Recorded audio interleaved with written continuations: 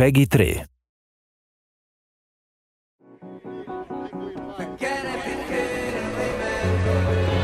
Welcome to the final developer diary for F1 2010.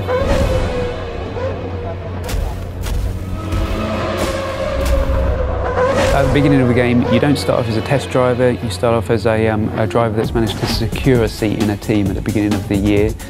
You know, in the real world, before you go to a track, before you start the season, you're fully aware with your team what the expectations are.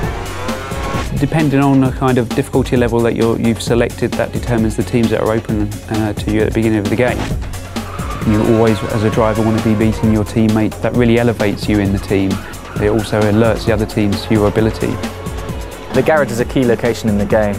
You've got your animated crew working on your car, your race engineer feeding you intel. You've actually been lucky enough to have real race engineers get into the motion capture suits and really just perform the tasks that they do day to day. And it really is a great sensation when you come in there and you see your whole team around you and you really feel a part of that atmosphere. When you talk to teams and you talk to drivers, they don't actually do the level of car setup work you would normally see in a racing game. You're not going there with the wrong gear ratios, with the wrong aero for that circuit. It's up to the driver to just finally tweak the car to your style, not to make drastic changes. The expectations from the driver playing the game are the same as what it would be in real life, given your machinery.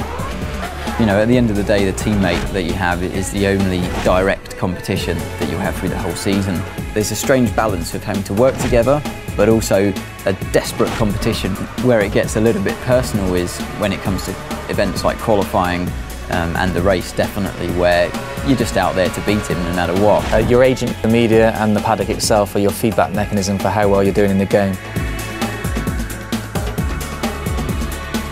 The paddock themselves vary location to location. We've got Mike Paddock in Singapore, Melbourne's built in a park, and you're going to see the key buildings.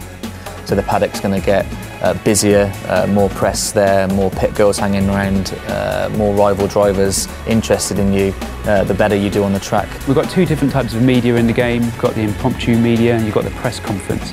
When you speak to the characters in the press conference, it's usually about your race weekend performances. They're not so sensationalist. It's an easier ride for you, definitely, but it's still a moment of celebration. Impromptu characters hanging around the paddock lane, they're always willing to take your first comments when you come out of practice qualifying and race. The hardest thing, I think, is that if you've had a bad result, then you have to speak to the media and you have to remain calm and always say the right thing. You have to be a little careful of what you say to the media. Sometimes you'll say things in the heat of the moment.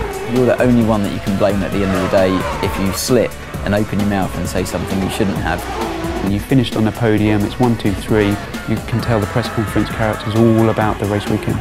Those are all of the things that I want to try and portray in the game as what happens in real life.